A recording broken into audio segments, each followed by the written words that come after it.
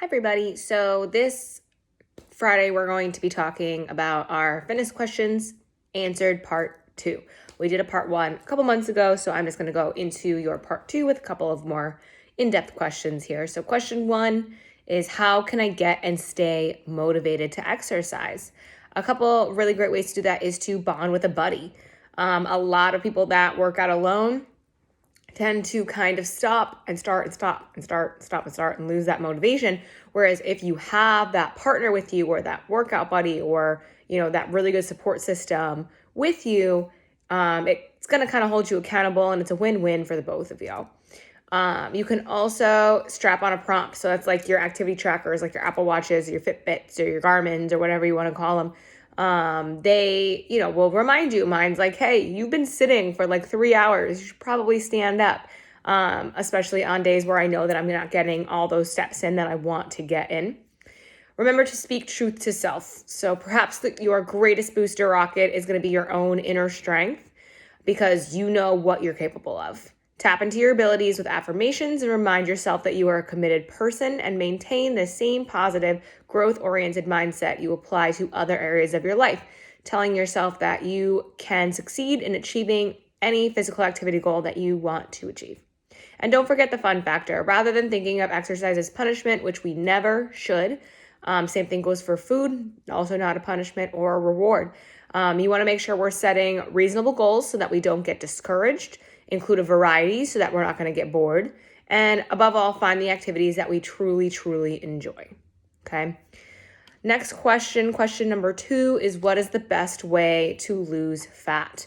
So normally with that question, I answer it with another question, which is, what are you currently doing? Like, what are you eating? What's your current exercise habits look like? And depending on your current situation, it may or may not be a good time to try to lose fat. If you've already been in a caloric deficit for a long time, it might not be appropriate to pursue fat loss at that current time. However, assuming that you are in a good place physically and mentally, then the best way to lose fat is a caloric deficit. That's just kind of how it works. But there's a lot of other things that fall into that category, such as hormones. And like I said, if you've been in a calorie deficit all your life, losing fat is not going to be your main goal. It's going to be getting healthy, revving up your metabolism, and then going into a caloric deficit. So it's just, how many steps do we have to take to get there? The next one, number 3, is, how do you cope with gaining weight? As the fitness industry glorifies leanness, it is difficult to go against social norms in bulk or gain any weight, especially as a woman. The answer to this question is pretty complex, and honestly, I would recommend seeking out help from a mental health professional if the negative thoughts and behaviors impact your life in any significant way. In terms of general coping strategies, it's important to remember that this process is only temporary. Just like it isn't healthy to diet forever, it's not healthy to gain weight forever. Both dieting and gaining weight are just a means to an end. We're going to be up and down, up and down. We're constantly changing. When you reach your goal, you move on. We're always going to be growing.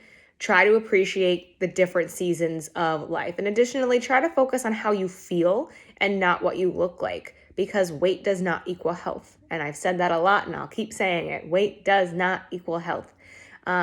Work out because it feels great, not because it can change your body shape or size. Focus on things other than your body and food. Family, friends, work are much more important than your weight. Find what truly makes you happy, and I can guarantee you it's not going to be your appearance, your size, or your shape. It's going to be the people that you surround yourself with.